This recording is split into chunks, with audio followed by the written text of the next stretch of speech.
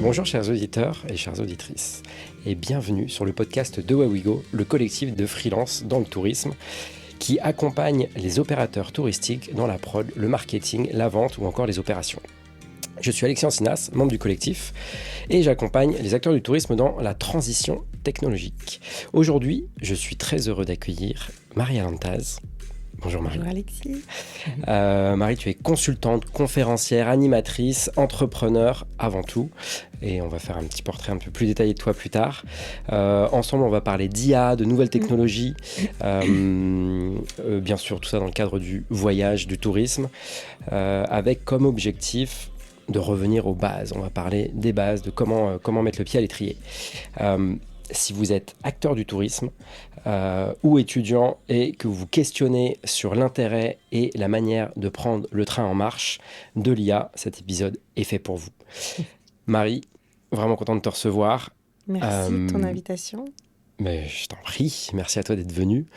Beaucoup de monde te connaît déjà dans le secteur, surtout autour des agences et des institutions, mais beaucoup ne te connaissent pas non plus. Est-ce que tu peux commencer par te présenter ?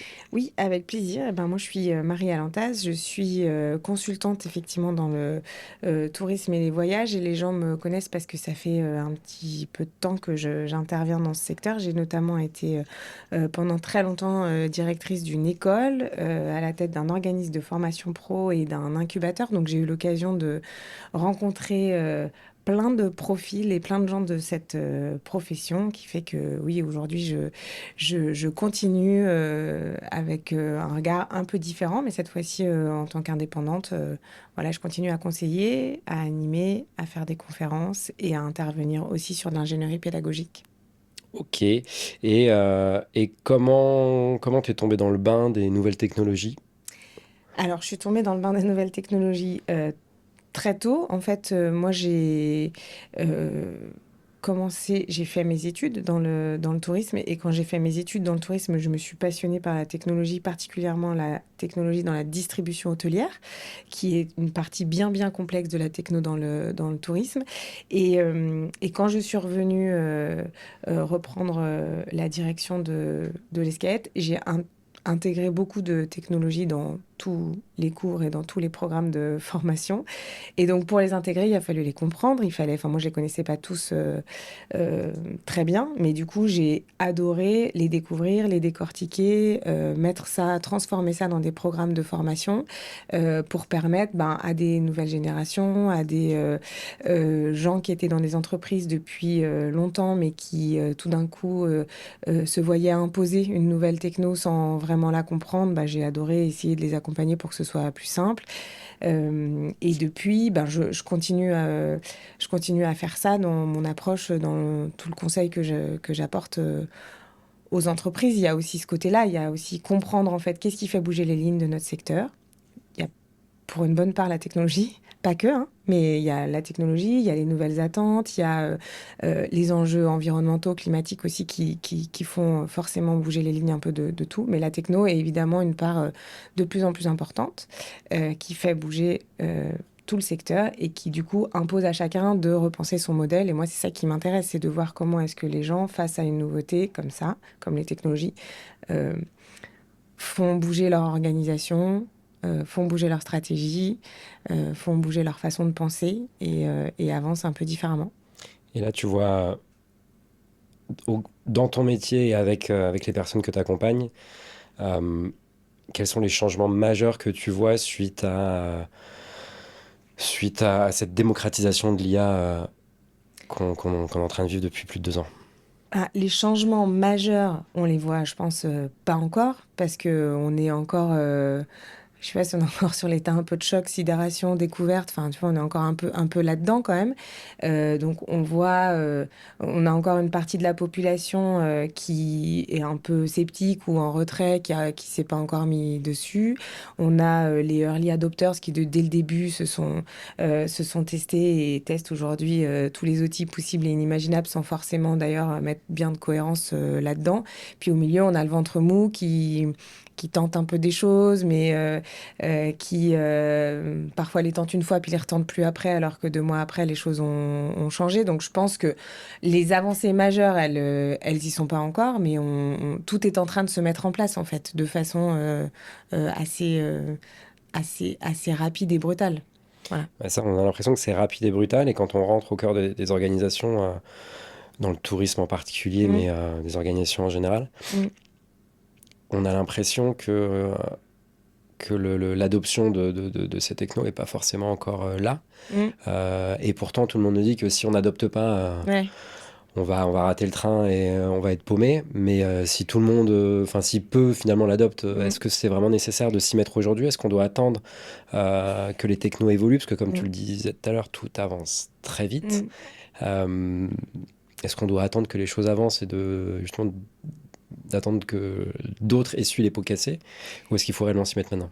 En fait, ça, c'est une vraie bonne question sur laquelle je pense que c'est difficile de répondre parce que effectivement, ça va très vite et les possibilités, elles sont illimitées.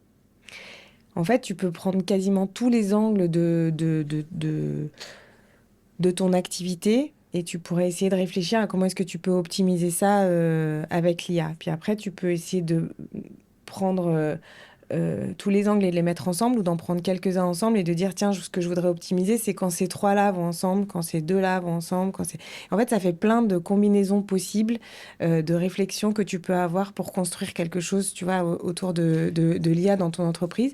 Donc déjà, l'angle que tu prends, en fait, aujourd'hui, il est démultiplié. Et en plus, en fonction de l'angle que tu prends, les technos, elles évoluent de façon hyper rapide parce que comme on est au début de quelque chose, mais avec un usage qui est planétaire et ultra rapide, ben, tout mûrit beaucoup plus vite que les anciennes technos qu'on a déjà pu utiliser.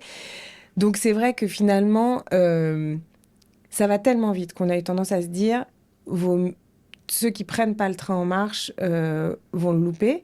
Mais c'est vrai que depuis que tout ça s'est lancé, il y a aussi plein de choses qui ont été mises de côté en disant finalement c'est plutôt gadget ou finalement on peut pas aller au bout de cet usage-là. Euh, donc je sais pas si les gens qui s'y mettent que maintenant par rapport à ceux qui s'y sont mis il y a 2 ans vont être vraiment en retard. Tout ce que je peux dire moi aujourd'hui et ce que je constate, c'est que je pense que c'est quand même une nouvelle façon de penser, une nouvelle façon de communiquer, une nouvelle façon même d'interagir avec l'outil, euh, notamment avec cette idée de prompt qu'on a derrière tout. Donc c'est vraiment en fait une nouvelle façon quand même de communiquer et de s'adapter à, à l'outil que tu utilises. Est-ce Qui qu'on peut... fait que plus tôt tu le prends, pardon, juste je termine, mais Vas-y, plus vas-y. tôt tu le prends en main, plus tôt tu essayes de t'imprégner, je pense au plus vite ça va devenir quand même quelque chose euh, de, de, de simple, en tout cas plus facile à comprendre. Est-ce qu'on peut rentrer un peu dans le concret?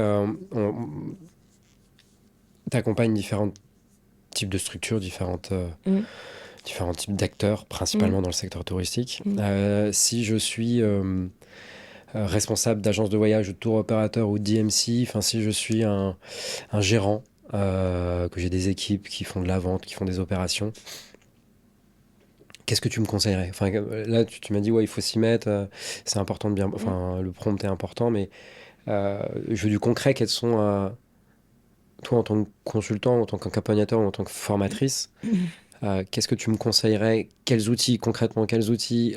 Qu'est-ce que je mets en place en premier? Comment je fais? Mm. Euh, Comment ça marche?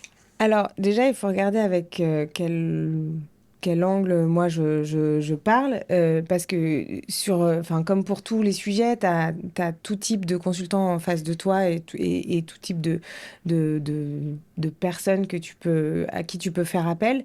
Moi, ma posture à moi, c'est la posture de la vulgarisatrice et celle qui essaye de rendre les choses accessibles. Donc moi, je suis pas l'experte qui va développer les solutions les plus complexes dans les entreprises. C'est pas mon prisme à moi, c'est pas ce que je cherche à faire. Moi, ce que je cherche à faire, c'est ce que j'ai toujours fait, c'est-à-dire essayer de comprendre quelque chose qui est en train de nous arriver, qui va forcément faire bouger le secteur et tous les acteurs, et euh, qui doit être rendu accessible à tous. C'est-à-dire qu'il y a plein de gens qui disent c'est trop compliqué pour moi, c'est trop. En réalité, c'est pas compliqué. C'est pas compliqué de s'y mettre. Donc moi, j'essaie déjà dans un premier temps, et je pense que c'est ce que j'aurais tendance à conseiller à tout le monde, parce qu'il y a beaucoup de peur derrière l'IA, en fait, pour beaucoup.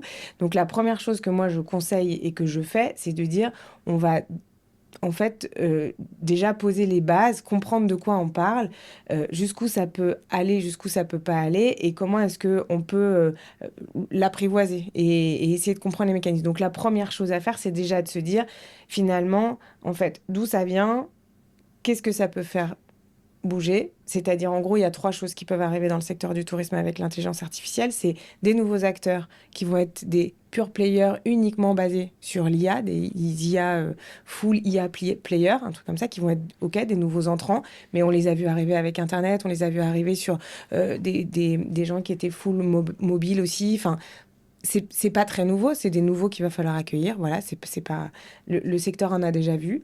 Il y a un deuxième sujet qui est on va avoir des nouveaux acteurs qui vont venir proposer des solutions à des acteurs existants. Donc là, ben il y a un intérêt de faire une veille sur tous ces nouveaux outils, ces nouveaux acteurs qui vont me proposer des solutions et d'essayer de comprendre si ces solutions-là, elles répondent à un réel besoin que j'ai ou pas. Et la troisième chose que l'IA apporte, qui n'était pas le cas pour tous les autres outils, je trouve, c'est la possibilité de l'utiliser et de comprendre très vite, toi, comment ça marche. Il y a, si tu prenais euh, à l'époque, moi, dans la distribution hôtelière, un channel manager ou si tu prends un GDS, c'est pas un truc que tu peux te dire, tiens, je vais le tester ce soir à la maison. Je vais voir comment ça marche un GDS ou je vais voir comment ça marche un channel manager pour un hôtel. Tu peux nous expliquer un peu plus ce que c'est qu'un Bah, GDS? GDS, c'est pour faire très simple, pardon, oui, c'est vrai. C'est l'outil qui permet de réserver un billet d'avion aujourd'hui partout sur Internet en agence de voyage, pour faire très simple. Et le channel manager, c'est celui qui permet aux hôteliers de se distribuer sur les GDS, mais aussi sur Internet, quoi. En gros, c'est ces outils-là qui permettent de se connecter. Ça, c'est pas un truc que tu peux ramener chez toi à la maison pour le tester. L'intelligence artificielle, c'est ça qu'il y a eu de nouveau, c'est que ça te donne une possibilité de l'utiliser chez toi et de le tester. Et donc, pour ça, je pense que c'est de la responsabilité de tous, en fait, de l'essayer, d'essayer de voir comment ça fonctionne. Et donc, la première chose qu'il y a à faire, c'est déjà d'ouvrir, que ce soit ChatGPT, Gemini, Copilot, Claude, Mistral, celui qu'on a envie. Moi, j'ai pas envie de donner un conseil pour dire celui-là est meilleur que l'autre, tout ça. Déjà parce que ça change beaucoup et que ça dépend de ton usage, ça dépend des outils déjà que tu as à la maison. Et je trouve que quand tu commences déjà à dire quel est le meilleur, ça veut dire que tu mets une peur sur celui qui est moins bon et du coup, t'intègres un frein chez les gens. Donc déjà, dans un premier temps, sur une toute première phase, il faut utiliser. Et pour utiliser, il faut comprendre en fait la différence qu'il peut y avoir sur une demande un peu complexe que tu peux faire entre je structure pas du tout ma demande, donc je demande un peu à l'arrache comme ça, ou je structure ma demande avec un prompt en lui donnant un rôle, en lui demandant de faire une action bien spécifique, en lui demandant une restitution de format euh, précise et en lui expliquant, moi, quel est mon contexte. Voilà, par exemple, en donnant des choses assez simples, déjà pour se rendre compte de la différence qu'il peut y avoir. Voilà, quand j'utilise et que je structure une pensée ou pas, déjà, ça te permet de te rendre compte d'une chose, c'est que si l'être humain n'intervient pas dans la structuration de sa demande, en fait, globalement, l'IA, elle répond pas forcément correctement. Et donc ça, déjà une première découverte qui permet à n'importe qui de se rendre compte qu'en fait, c'est un outil qui va pouvoir venir t'aider à être meilleur, à mieux travailler, à être plus performant, à être plus ce que tu veux, mais c'est pas quelque chose qui va te remplacer, pas comme ça, pas aussi rapidement, pas aussi vite que ça. Donc déjà, ça, c'est la base qui te permet quand même de casser un certain nombre de choses, Donc, si je qui est hyper reprends, important. si je reprends rapidement, là, juste sur le dernier point, déjà, c'est important de pas, en tant qu'utilisateur, deux choses, de pas penser que l'IA va nous remplacer, parce qu'en fait, s'il n'y a pas un humain derrière pour poser les bonnes questions, aujourd'hui, ça va pas forcément apporter les bonnes Mm. réponses. Mais aussi, en tant qu'utilisateur, de pas se freiner en se disant, bah tiens, là, je vais poser une question, il me donne une réponse complètement à côté de la plaque. Du coup, c'est nul. Mm. Pas s'arrêter à là, plutôt se remettre en question et se dire, Oui, ouais, s'il ne m'apporte pas la bonne réponse, c'est peut-être que j'ai pas posé la bonne question. C'est parce que exactement. mon prompt est pas bon. Et pour reprendre, pour revenir un peu en arrière, Parce que ma question à la base, c'était, moi, je suis dirigeant. C'était quoi ma question? C'était je suis dirigeant, c'est ça, D'une agence de d'une voyage. agence de voyage, un tour opérateur, d'un DMC. Ce que tu me dis, c'est, on va voir passer de nouveaux. Premier point, on voit passer de nouveaux entrants, pure player, pure IA. Ils sont là, ils Mm, prennent des parts de marché, mm. mais faut pas vouloir les. Enfin, nous, si c'est pas notre métier, en fait, faut pas aller chercher à les concurrencer. Donc, faut pas en avoir peur. Non. Ils vont prendre des parts de marché, mais faut Mm, pas en avoir peur. Faut rester droit dans ses mm, bottes et continuer dans à valoriser là où on a de la valeur ajoutée. mm. Deuxième point, euh, c'est quand même regarder ce qui se passe et faire de la veille. Mm. Euh, Ça, sur c'est les, clé. sur les nouveaux outils, donc tu parlais donc on parlait premièrement des nouveaux entrants, deuxièmement des acteurs qui vont mettre en place des outils. Et pour être plus performant, plutôt que d'essayer de développer des outils en interne, c'est aussi important de regarder, de faire de la veille, de regarder Mm, ce qui existe mm, et peut-être d'intégrer des nouveaux outils mm. qui intègrent de nouvelles technologies qui sont performants. Donc deuxième point, la veille. Et troisième point, geeker un peu à la maison, Exactement. au bureau et à la maison, Au parce que bureau c'est et à la des maison. outils aujourd'hui Ouais. qu'on peut utiliser, qu'on peut ramener chez soi. Mm, Et donc pas hésiter à mettre la main à la pâte mm. et à tester. Et comme pour revenir au dernier point, donc pas se freiner si jamais on demande bah, fais-moi un super programme 7 jours en Sardaigne. Ouais. Il nous envoie un programme qui est complètement bidon, se dire bah non, du coup il comprend rien. Donc peut-être poser des questions un peu plus précises, Exactement. dire pour quel type de client, quel type de programme, quel budget, donc Mm. donner un petit peu plus de contenu, au même titre qu'on donnerait du contenu à un agent de voyage, qu'un client donnerait du contenu à Exactement. un agent de voyage pour qu'il puisse faire le programme qui correspond à ses attentes. Exactement. Et de juger la même chose, du coup. Parce que là, on juge, on lui donne rien et on juge que le truc est nul. Alors que, en fait, globalement, un agent de voyage, enfin, il pourrait éventuellement faire la même chose sans contexte sur une demande qui lui paraît un peu pas suffisamment appuyée, engagée. Il va se dire, bah, en fait, de toute façon, il me répondra jamais, donc je vais lui envoyer un programme standard. Bah, en fait, Mm. en gros, l'IA, c'est aussi ce qu'elle fait. C'est-à-dire, si on ne lui donne pas plus de contexte que ça, elle va peut-être éventuellement proposer un programme standard. Et encore, c'est aujourd'hui, hein, parce que pareil, ça avance tellement vite que bientôt, elle aura suffisamment de données, même dès le départ, pour déjà commencer à personnaliser un certain nombre de choses et être assez pertinente. Et surtout, ce qu'il faut se dire, c'est que même si on le trouve mauvais sur sa réponse sur l'itinéraire en Sardaigne dont tu parlais, moi, un des deuxièmes point après l'utilisation essayée soi-même avec ses collaborateurs, avec ses collègues, c'est de bien avoir en tête que qu'on le trouve bon ou pas bon, le client ou une partie des clients, au cas si c'est pas tous, va le faire obligatoirement. Et donc, il y a un enjeu qui est hyper fort pour les agents de voyage, qui est comment est-ce que j'adapte ma posture au client qui rentre en me disant qu'il a passé la nuit avec ChatGPT à chatter avec lui ou avec un autre qui lui a sorti des super itinéraires. Et comment est-ce que j'adapte ma posture sans m'énerver contre mon client en lui disant voilà, parce que l'erreur qu'on a faite il y a un moment avec l'arrivée d'Internet où on disait bah, si vous avez trouvé mieux sur Internet, vous avez qu'à repartir sur Internet. J'ose espérer qu'en tout cas, ce virage-là, on va pas le louper. C'est ça qui est hyper important. Moi, c'est aussi ça que j'essaye de, là où j'essaye de sensibiliser les agences et les pros du secteur, c'est de se dire, il faut aussi préparer la posture du client qui, tout d'un coup, va s'adapter, va avoir son compagnon dans sa poche, va même peut-être vous challenger en face, c'est-à-dire que quand il va vous poser une question, en fonction de la réponse que vous avez, il va peut-être la demander en même temps en live et en disant, bah, vous voyez, il me répond pas la même chose. C'est pas facile de pas s'énerver face à ça. Il y a un moment, tu as envie de le renvoyer quand même chez lui, ton client. Mais bon, en même temps, ce qu'il faut arriver à se dire, c'est que s'il est rentré dans l'agence, c'est pas par hasard. Et s'il est là, ça doit pas être par hasard. Donc Il veut du contact humain, quoi. exactement. Et Il donc veut c'est être ça qu'il faut réassuré. aller chercher, c'est ça qu'il faut aller. C'est comment je m'appuie sur les réponses pour que moi, ça me donne suffisamment d'éléments pour mieux comprendre la demande de mon client et pour du coup, derrière, ben, lui vendre plus, lui vendre mieux, lui vendre plus facilement ce que j'aurais peut-être vendu plus difficilement. Enfin voilà, c'est ça qu'il faut arriver à avoir en tête. Et c'est Ça me ça fait qui est difficile. penser, euh, ça me fait penser justement à la réflexion de François Pinault de Prêt à Mm. partir, que tu connais sûrement, Ouais, euh, qu'on embrasse. qu'on embrasse. Tu connais bien mieux que moi, mais je l'embrasse aussi. Qui disait lors d'un échange sur scène au Forum des Pionniers que lui, il cherchait, son souhait, c'était de voir ses équipes évoluer de techniciens à commerciaux. Mm. Euh, pour rephraser, c'est-à-dire qu'aujourd'hui, il considère que, enfin aujourd'hui ou hier, il considère que les agents de voyage, les conseillers voyage passent beaucoup trop de temps dans la technique à Mm. construire des voyages, Mm. sur les ordinateurs en fait, à me passer les yeux rivés sur l'ordi plutôt que de passer les yeux, les oreilles et tous les sens rivés sur leurs Leurs clients. clients Mm. pour pouvoir créer ce contact humain. Donc lui a l'impression que l'IA va nous permettre de se dégager de cette partie Mm. technique et donc qu'il faut accompagner Mm.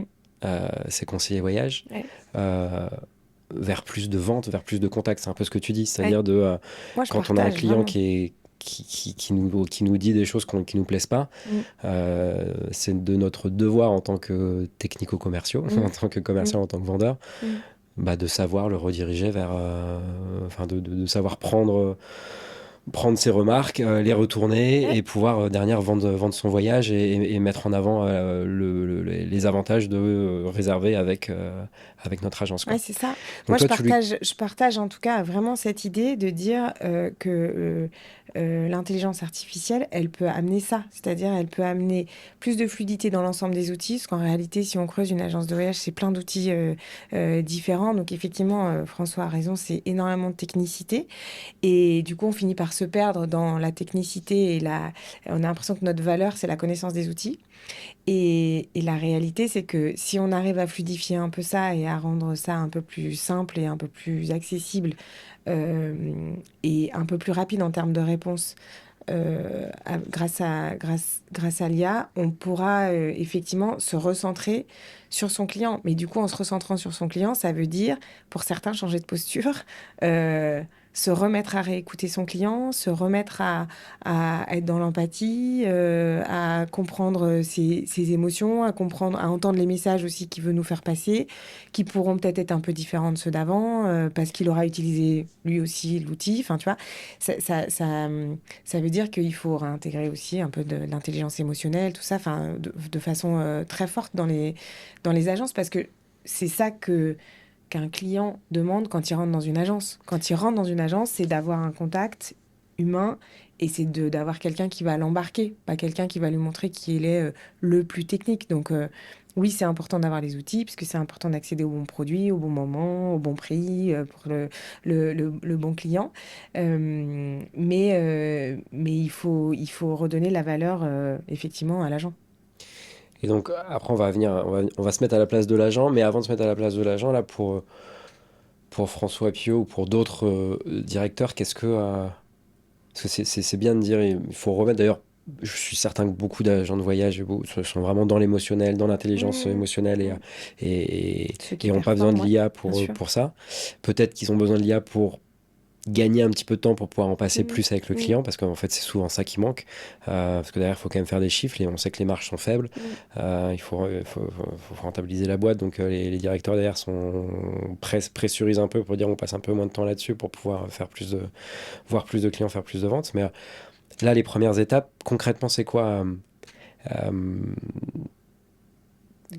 Tu parles de dirigeants? pour un dirigeant, est-ce qu'il doit faire appel à un consultant pour, euh, pour décider de quel outil on va mettre en place? Est-ce qu'il doit faire appel à des formateurs pour former les équipes ou le former lui ou former ses équipes sur les Mmh. nouveaux outils?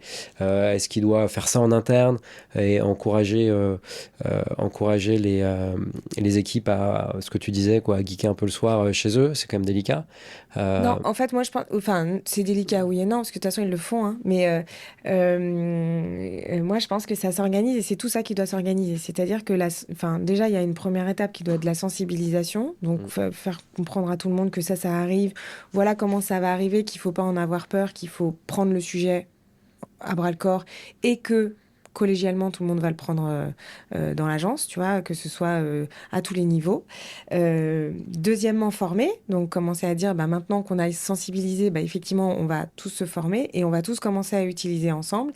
Et moi, je pense qu'il faut faire des retours d'utilisation entre les équipes pour se dire, bah voilà, moi, qu'est-ce que j'ai testé, à quoi ça m'a à quoi ça m'a servi, qu'est-ce que j'ai trouvé efficace comme usage, est-ce que moi je l'utilise plus pour m'aider à la rédaction de mails. Tu vois, il y a des gens qui ont du mal à rédiger des mails facilement et donc du coup qui utilisent beaucoup l'IA. Ça, c'est un des usages qui est le plus fréquent au niveau de l'IA. Mais tu as des gens qui adorent écrire. T'as des gens qui adorent écrire, qui adorent, et qui, du coup, pour eux, en fait, quelque part, bah, c'est fade, c'est, tu vois, et ils trouvent ça pas du tout pertinent. Donc, c'est pour ça que je pense qu'il faut pas imposer à tout le monde d'utiliser l'IA, par exemple, pour des emails, parce qu'il y en a pour qui c'est vraiment pas utile.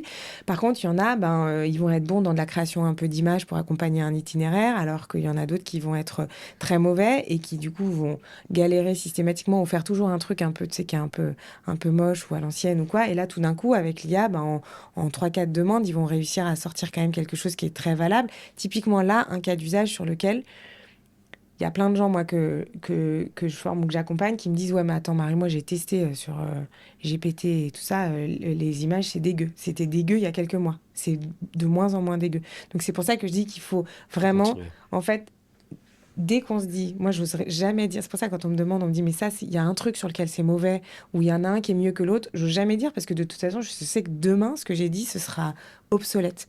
Donc, en fait, l'idée, c'est ça, c'est vraiment de se dire, bah, on forme, on utilise tous, on voit, en fait, en interne, qui a utilisé comment, et on se fait des retours sur les cas d'usage. Et une fois qu'on a fait des retours sur les cas d'usage, on se pose la question de, en fait, quel pourrait être l'usage collectif, en fait. En quoi, en fait, c'est quoi les points de douleur qu'on a dans l'agence, soit le dirigeant il peut se dire moi je les connais tous les points de douleur, j'ai pas besoin de demander à mes collaborateurs, c'est une posture qui peut être possible, ok, donc le dirigeant il peut se dire moi je les connais donc je veux traiter cela, et dans ces cas-là ben soit lui il sait, soit il a une équipe de tech, soit il peut aller voir effectivement un consultant ou directement une boîte qui développe des solutions sur l'IA en lui disant moi je connais mes points de douleur, ils sont là, là, là, là, là.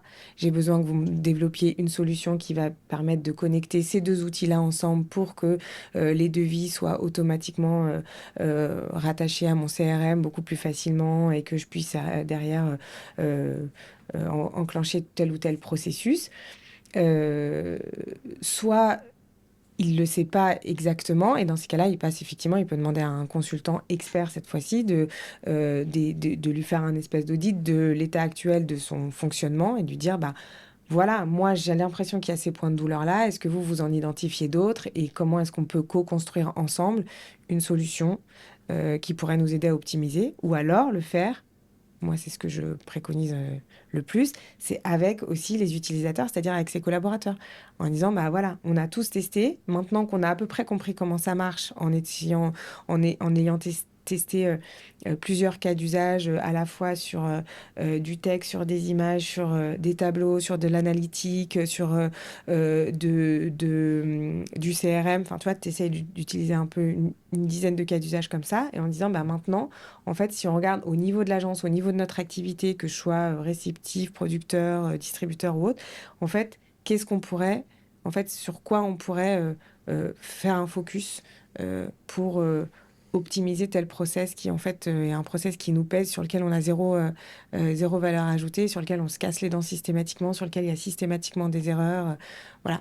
Donc, je pense que c'est ça le rôle du dirigeant.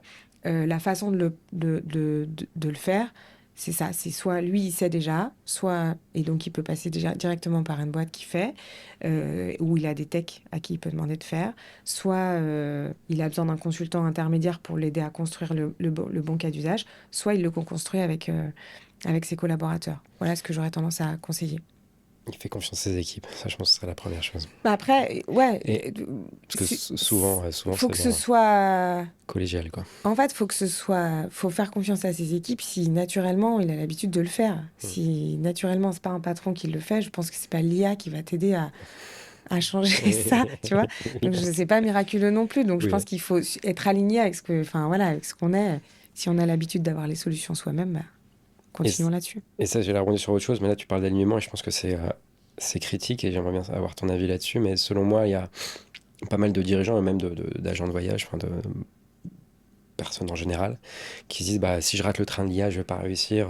Là, on parlait des nouveaux entrants qui sont pure players et de se dire bah, attends, il y a une concurrence qui arrive, comment je vais réussir à garder ma place avec cette concurrence. Euh, je suis persuadé qu'avec tout ce qui se passe, l'une des, meilleure posture à garder, c'est de justement rester aligné avec soi-même. Mm. Euh, Parce qu'il y aura toujours une clientèle qui va pousser à la porte des agences C'est sûr. euh, pour, euh, pour réserver un voyage. Mm. Après, à savoir, comme tu le disais, comment traiter cette clientèle. Cette Mm. clientèle évolue, elle Mm. n'utilise pas les mêmes outils. Les outils qu'elle utilise évoluent, la connaissance qu'elle a évolue, donc ses besoins évoluent. Donc c'est comment s'ajuster par rapport à cette clientèle qui est déjà existante, mais qui change parce qu'elle a des nouveaux usages. Mais tout ça pour dire que selon moi, c'est quand même c'est important de ne pas se dire parce que l'IA arrive, il va falloir complètement changer notre modèle, Non. mais de rester bien dans ses baskets. Et justement, Ouais. c'est ceux qui vont réussir à rester bien dans leurs baskets et alignés avec eux-mêmes, tout en euh, faisant de la veille, tout en restant connectés avec le monde actuel. Bien sûr. Pour moi, c'est eux qui vont vraiment réussir à, à rester parce que Mm. l'air de rien, avec les nouveaux entrants, avec la concurrence qui va utiliser les nouveaux outils, donc qui vont être plus performants, avec la clientèle qui va encore plus. Déjà qu'aujourd'hui, on est dans l'immédiateté. Mm. Quand on fait une demande, on a envie d'avoir une réponse immédiate. Mm. Là, ça devient de plus en plus. La réponse immédiate devient de plus en plus urgente parce que déjà, avant, on allait demander de l'information à Google. Ça nous prenait un petit peu de temps d'aller Mm. vérifier les différents liens pour aller rechercher l'information qui nous plaît. Aujourd'hui, on n'a plus qu'à demander et on a l'information directe, qu'elle soit bonne ou qu'elle soit mauvaise. Quand on n'est pas expert, bah, souvent on la prend comme bonne. Ouais. Donc la demande va être de plus en plus immédiate. Donc tout ça étant, enfin, je pense que c'est en restant éveillé sur les nouvelles tendances, mais en restant aligné avec nos principes et avec nos valeurs et Mm. avec qui on est et avec ce qui nous a permis de monter nos différents business. Je parle en tant que directeur ou que gérant.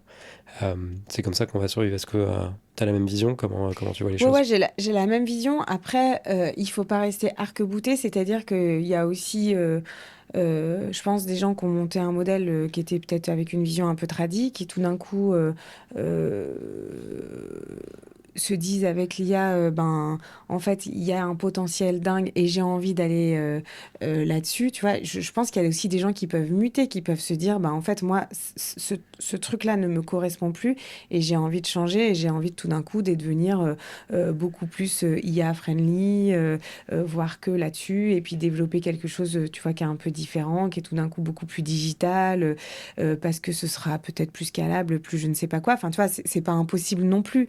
Mais je suis assez d'accord avec toi sur le fait que, voilà, si ce que t'aimes, c'est avoir des clients qui rentrent dans ton agence de voyage et les bichonner, passer du temps avec, et ben, je pense que ça, il faut l'accentuer parce que, en fait, ça va se faire de plus en plus rare. Donc, ceux qui vont rester, forcément, vont continuer à performer. De toute façon, ça fait des années et des années avec toutes les transformations qu'on dit qu'il y aura plus d'agences de voyage et plus que jamais, les gens, ont envie de voyager. Donc ça, on s'est quand même posé la question post-Covid. Aujourd'hui, on ne se la pose pas. On se rend compte qu'il y a des crises, qu'il y a plein de secteurs qui vont pas, mais que le secteur du tourisme, malgré tout, résiste. On a du mal un peu à le dire, mais en tout cas, parce qu'on a peur que, que tout d'un coup, il y ait autre chose qui nous attaque. Mais on se rend compte quand même que les gens ont l'air de sanctuariser un peu le budget voyage parce qu'ils en ont trop besoin. Donc, je pense que les gens vont continuer à vouloir voyager,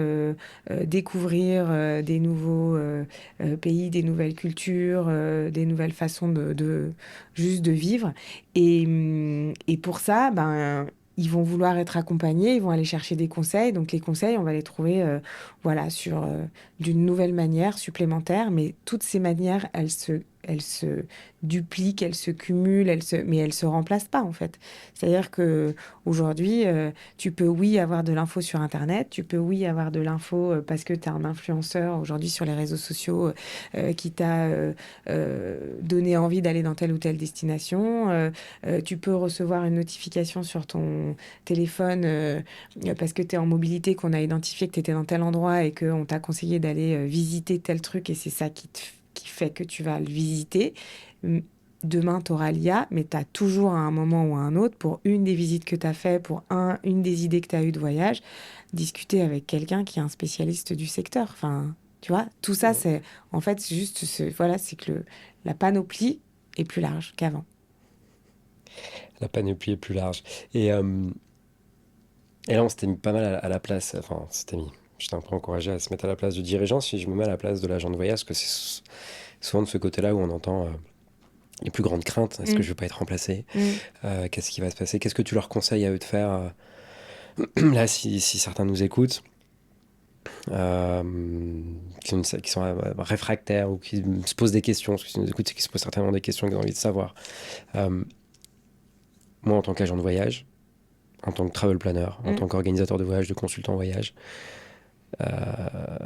qu'est-ce que tu me conseilles de faire pour pas rater le train, pour mettre le pied à l'étrier, pour convaincre, pour rester dans le bain? Eh bien, d'y aller, de tester et de se mettre à la place du client. C'est-à-dire de se dire, d'anticiper en fait la réaction du client. Parce que le rôle de l'agent de voyage, c'est lui qui est, ou du travel planner, du consultant, enfin, c'est celui qui est en contact avec le client.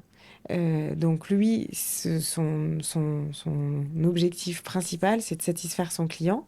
Donc son obligation, c'est de comprendre en fait quelles sont les nouvelles façons de penser de son client et les nouvelles façons d'arriver au voyage. Et qu'on le veuille ou non, l'IA en est une. Donc soit il en a peur et il reste derrière la porte et il ouvre jamais la porte et il sait pas ce qu'il y a derrière, soit il ouvre la porte et il se rend compte qu'il n'y a pas grand-chose ou qu'il y a éventuellement un ami qui va pouvoir l'aider, sur lequel il va pouvoir s'appuyer. Donc plus il va anticiper des réactions clients, plus il va les tester. En fait, ce que le client pourrait poser comme question, plus il va lui aussi se forger sa nouvelle posture, sa nouvelle position, c'est son nouvel argumentaire pour conquérir d'une autre manière, pour convertir différemment en s'appuyant sur ces outils-là. Donc je lui conseille encore plus, je crois que le patron, non pareil, mais d'y aller. Et puis s'il voit que en haut, il n'y a pas de volonté, à la limite d'être celui qui engage. Moi, je crois vraiment à ça. Je crois vraiment qu'aujourd'hui, notamment sur des usages comme ça, sur l'IA, ça peut venir d'un collaborateur qui tout d'un coup est le seul de l'agence à être à fond, mais qui va convertir toute l'agence, tu vois. Et pas forcément que du dirigeant. Je crois vraiment à ça, moi. Et donc, je pense que si, voilà, j'aurais tendance à conseiller à tout le monde d'essayer d'y aller. De pas comprendre, de recommencer, de mieux comprendre, de tester un autre argumentaire par rapport à un itinéraire sur la Sardaigne, par exemple, si on revient là-dessus, et, euh, et de tester toutes les possibilités que le client pourrait poser, là où il peut arriver, pourquoi est-ce que nous, sur nos outils, on n'arrive pas à la même chose, d'essayer de comprendre où sont les différences pour pouvoir, en fait, quand le client sera là, d'avoir toutes ces réponses-là, en fait, et de lui dire, bah ouais, je me doute que vous avez dû faire ça, puis vous avez dû faire ça, vous n'êtes pas arrivé sur la même chose que nous, parce que nous, on a ça, et puis surtout, ce qu'un agent de voyage apporte, c'est quand même toute la sécurité de qu'est-ce qui se passe s'il y a un impondérable. Alors, on n'a pas envie de parler d'impondérable quand on est au moment de vendre, mais c'est quand même un des plus gros arguments de l'agence de voyage, c'est de se dire que, voilà, s'il y a quoi que ce soit qui se passe, lui, il sera là où l'IA répondra, mais trouvera pas forcément de solution. Ouais. Voilà.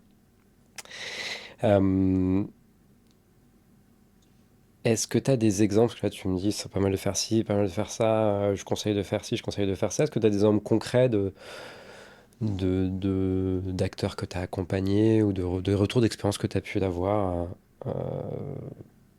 positives ou négatives?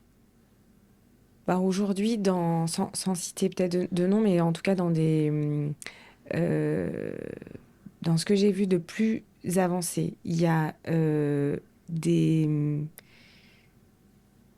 la construction de chatbots qui permettent de répondre aux clients quand l'agence est fermée. Donc, alors, quand on se dit ça, ça peut paraître un peu bizarre, mais en fait, c'est intéressant pour arriver à construire quelque chose qui fonctionne, il faut avoir une base de données de ce qu'on est capable de proposer en termes de produits qui est assez solide, ou en tout cas ce qu'on est capable de proposer en termes de services, enfin, l'information qu'on est capable de donner sans avoir d'interaction humaine. Il faut déjà se dire ça. Qu'est-ce que moi, jusqu'où je veux aller? Tu peux te dire, par exemple, je donne un exemple très concret, mais dire, en fait, j'ai trop de produits, trop de possibilités, trop de choses, et donc je ne veux donner aucune réponse à mon client, mais par contre, je veux qu'à chaque fois il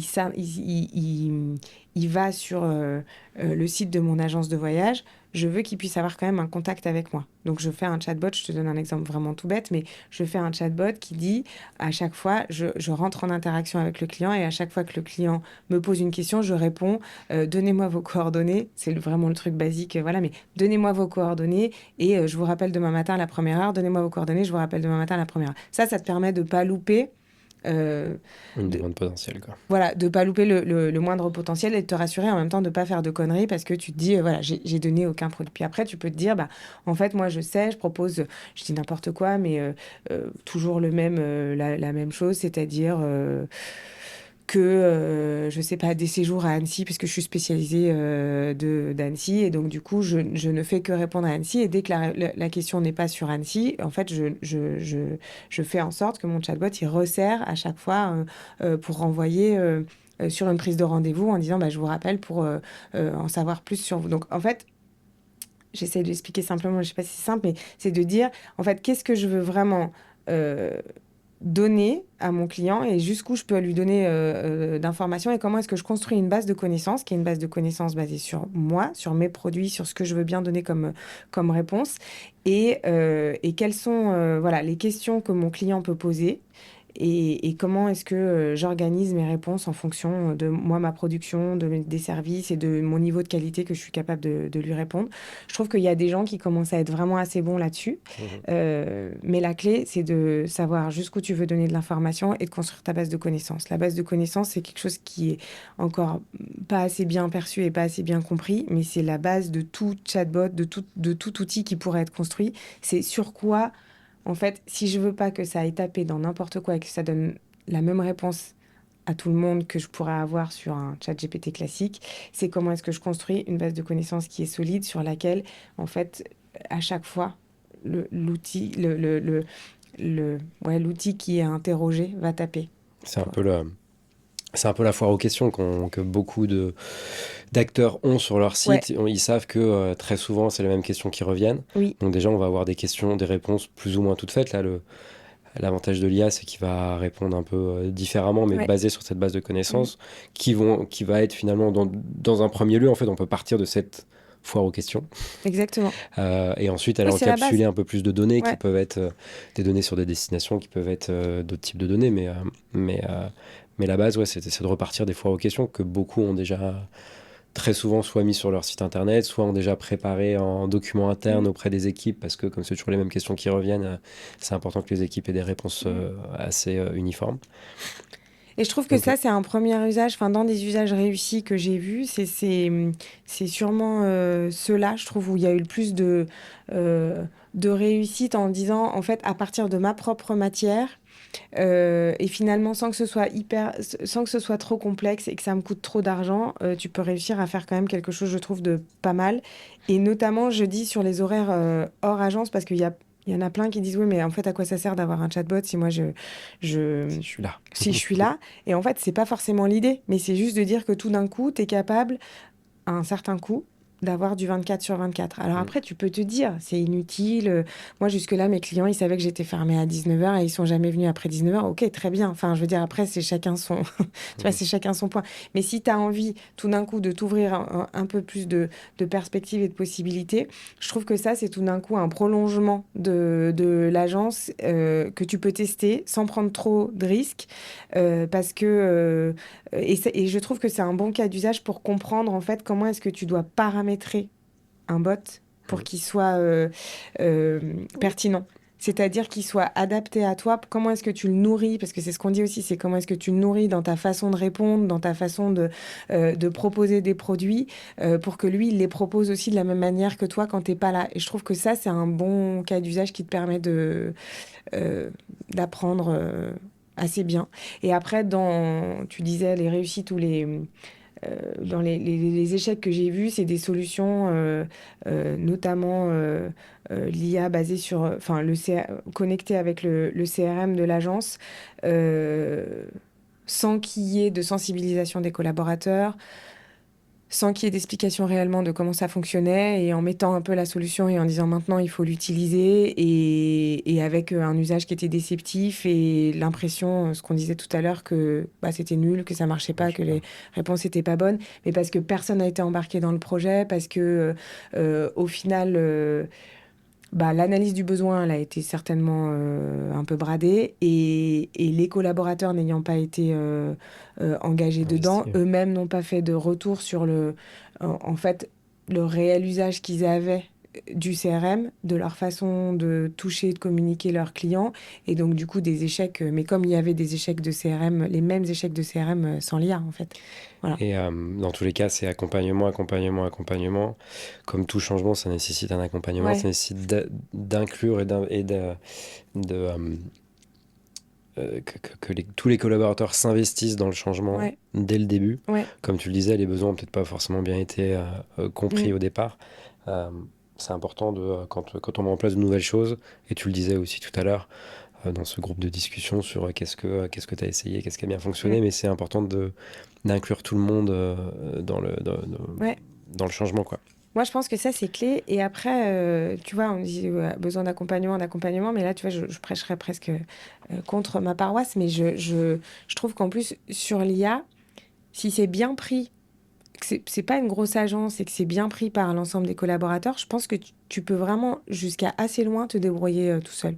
Parce que l'avantage, c'est que tu peux demander à l'IA comment te débrouiller tout seul. Ouais. Non, mais vraiment, C'est ça le plus fort. c'est pour ça, je trouve que, enfin, tu vois, il y a c'est pour ça que je trouve que c'est assez merveilleux en tout cas à Mm. tester et que je comprends pas qu'on n'essaye pas de passer un peu des steps tu vois supérieurs que ceux qu'on a aujourd'hui parce que je trouve vraiment que les gens peuvent se débrouiller par eux-mêmes beaucoup Mm. quand même et il faut trouver celui qui a envie, l'ambassadeur. Tu sais, moi j'ai vécu il y a un moment quand au tout début des réseaux sociaux quand on disait oh, les community managers parce que ça va être nul. On va donner ça à un stagiaire. Tu sais, voilà, donc on venait nous chercher nous, pour avoir des stagiaires sur Community Manager. Et, euh, et en fait, quelque part, ça a fini par prendre parce qu'il y avait des gens dans les entreprises, alors c'était des stagiaires ou pas, mais en tout cas qui tout d'un coup étaient investis de cette mission-là et qui l'aimaient, cette mission, et qui du coup ont permis ensuite de faire comprendre aux autres que oui, il y avait un intérêt, que oui, il y avait un usage, que oui, ça pouvait apporter.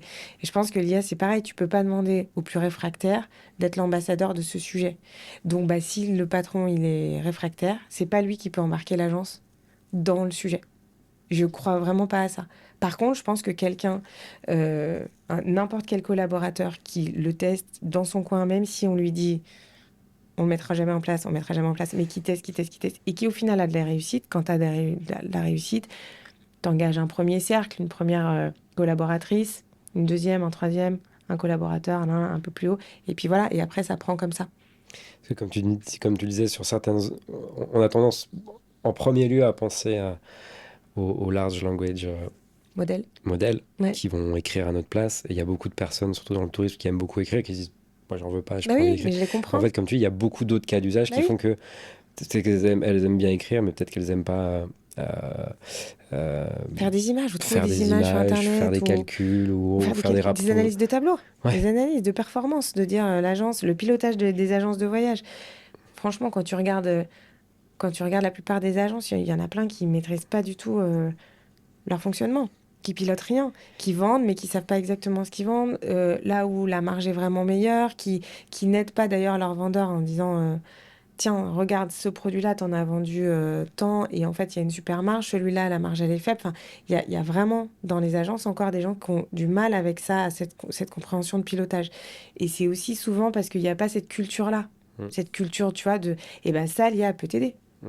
Elle peut t'aider à construire ton tableau, à le remplir et à l'analyser. On peut faire de l'analyse, on peut faire de la traduction, on peut faire de Ouais, l'écriture, on peut faire de l'image, ouais. plein de Elle peut choses. même te faire les petits textes pour tes collaborateurs en disant là, Ouais. t'as été bon, mais tu pourrais, tu vois, en mettant les formes quand tu sais pas mettre les formes.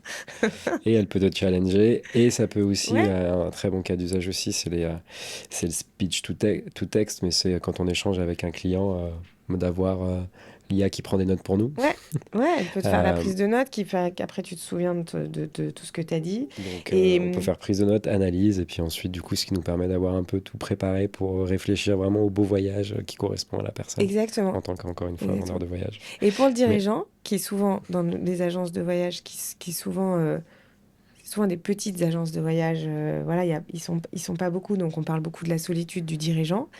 Et ben, alors faut pas tomber dans trop loin non plus, mais l'IA peut aider aussi ça, à se challenger sur son business en disant, voilà, aujourd'hui, c'est ça mon chiffre, c'est ça mon activité, j'ai tant de collaborateurs, est-ce que je suis bon? Là, j'arrive pas à savoir là où je suis bon, pas bon. Et ben là aussi, l'IA quelque part peut aider. je prendrai un exemple. Je ne citerai pas son nom, mais son entreprise s'appelle Puro Estilo. Il organise des voyages salsa à Cuba. Et lui, il utilise l'IA. Il a fait un board.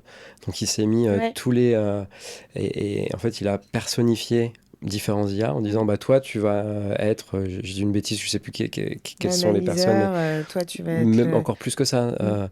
C'est-à-dire que toi, tu vas réfléchir comme Jeff Bezos et tu vas me Ah donner des oui, conseils. Toi, ouais. tu vas être le meilleur en Mm. marketing et tu vas me donner les conseils comme ces personnages-là. Et c'est son board. Et en fait, toutes les semaines, il se fait une réunion avec ses IA. Ouais. Et enfin bref, on arrive sur la fin de l'épisode. En fait, on a quand même Mince. beaucoup parlé.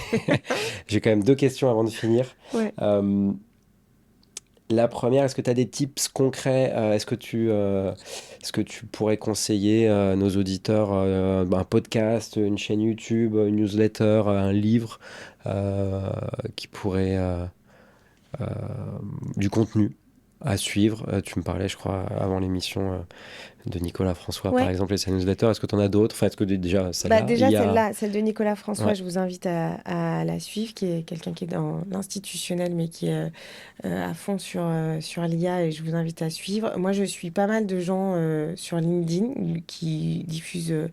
Je ne saurais pas te donner un nom en particulier, parce qu'en fait, j'en suis plein, mais je regarde pas mal de choses sur LinkedIn, regarde pas mal de choses sur YouTube. J'ai acheté plein de revues spécialisées sur l'IA aussi. Euh, un livre, pas particulièrement, je crois pas, parce que j'ai l'impression que quand ils sont sortis, j'avais déjà lu pas mal de Et contenu puis en général, les livres sur l'IA, quand ils sortent, c'est trop tard. ouais, Enfin, voilà, après, c'est dessus. intéressant d'avoir l'histoire, mais... Non, c'est intéressant d'avoir la base et tout, mais comme moi, ça, c'est ce qui me plaît et c'est ce que j'adore faire, j'ai bien pensé ces sujets-là de l'histoire et tout ça. Et en fait, je trouve que c'est quelque chose qui est très évolutif, très dynamique. Donc, je suis plutôt, ouais, j'avoue, je suis plutôt sur les réseaux, sur les podcasts. Dès que j'entends un podcast qui sort un peu sur, euh, sur l'IA, mais j'ai pas de nom particulier, je crois, à te donner Ok. là comme ça. On a la newsletter déjà. IA, Café and Travel Tech, Oh, c'est ça, de Nicolas ouais, François. ouais. Et Il y puis, a, ça marche. moi, j'ai pas mal. Je trouve que, voilà, je l'ai déjà dit plusieurs fois quand je suis intervenue, mais je pense que la presse, notamment de notre secteur, elle a un rôle clé dans la veille, ce qu'on disait Mm. sur tous les acteurs qui sortent. Ça se fait, ça c'est en train de se mettre en place. Donc, voilà, là aussi, c'est à suivre. Tourmag a une rubrique, l'Echo a une rubrique. Enfin, voilà, je pense que c'est intéressant de. Tom Travel est quand euh, même très... Tom à fond. Voilà, il y a, il y a des dossiers après plus de fonds qui sont faits aussi par la revue Espace. Enfin, tu vois, moi, dès Mm. qu'il y a des choses qui sortent un peu là-dessus, j'adore, je regarde parce que ça touche notre secteur et que tout d'un coup, ben voilà, tu es sur des cas d'usage qui sont très concrets. Moi, je suis aussi pas mal dans le voyage d'affaires, donc Déplacement Pro a fait aussi beaucoup de sagas sur l'IA et le voyage d'affaires. Voilà, je suis à la fois sur notre presse spécialisée et sur voilà, je sais pas, c'est des grands pontes, des experts éphémères ou quoi, mais j'essaye de suivre un peu ce qui sort sur les nouveaux usages. Et ce que je me rends compte quand même, c'est que il y a beaucoup d'outils, un peu comme sur tu sais, les smartphones. Au départ, tu avais 4 applis, puis maintenant, il y en a plein. Puis en fait, si on regarde ton iPhone, le mien, enfin voilà, personne n'a les mêmes applis parce que c'est en fonction de nos usages. Je pense que l'IA, c'est aussi ce qui se passe, quoi. C'est-à-dire que là, il y a plein euh, de petits outils qui sortent et que c'est très difficile aujourd'hui de dire lequel est bon, pourquoi. Et il faut que chacun se fasse un peu sa propre veille, sa propre réflexion en fonction de son usage. Et je pense que il y a vraiment un effort perso de dire, en fait, moi, qu'est-ce que j'ai envie d'optimiser, Mm. sur quoi j'ai envie que ça m'aide, parce que sinon, c'est un peu comme comme sur les réseaux sociaux, tu scrolles et puis tu testes plein de trucs et puis du coup, tu n'utilises rien, quoi.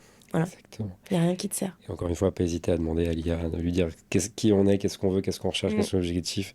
Et lui, quand je dis demander à l'IA, ça peut être ChatGPT, ça peut être Mistral, on a parlé de différents. Si on ne sait pas quoi Claude, utiliser, autant commencer par le Perplexity, français n'importe, Mistral. Ouais, bien sûr. Toute dernière question. Ouais. Tu as été directrice de l'ESCAET. Oui. Beaucoup d'étudiants nous écoutent.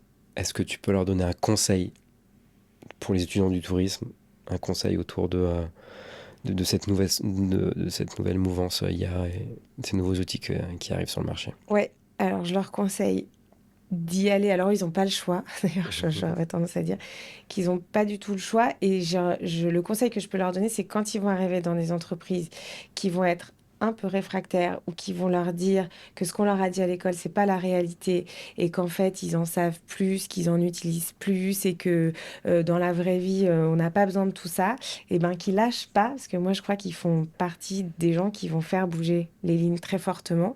Et c'est un des trucs que moi, j'ai vu pendant 15 ans, mais c'est un des trucs les plus difficiles. Quand tu es un étudiant, tu arrives, que tu as une connaissance qui n'existe pas trop dans les entreprises, on a tendance à d'évaluer, à dire qu'elle va pas te servir. Et moi, j'ai vu quand même ceux qui ont le plus performé, c'est ceux qui ont gardé quand même ça très fort et en se disant, si, c'est grâce à ce truc-là que je vais pouvoir changer. Mais je comprends qu'en fait, pour les gens qui sont dans l'entreprise, ils ont réussi jusque-là sans ça. Donc, ils n'ont pas l'impression que c'est ça qui va pouvoir forcément transformer les choses. Et souvent, ça vient quand même de là. Restez alignés et croyez en vous. Ouais. Eh bien, écoute, merci beaucoup, Marie. Merci à toi. Merci pour cet échange. J'espère que cet épisode vous a plu.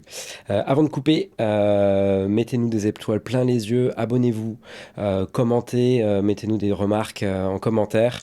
Et pour en savoir plus sur le collectif de freelance Away We Go, rendez-vous sur le site internet awaywego.fr ou sur LinkedIn, Away We Go, AWAYWEGO. Encore merci, Marie. Merci à toi. Merci à toute l'équipe du podcast. Merci à l'autre Marie du podcast. Merci à Olivier, à Marjorie, à Audrey, à Polo, sans qui ce podcast ne serait pas là. Merci beaucoup Cédric aussi et Wax Studio avec qui on enregistre aujourd'hui. À très bientôt.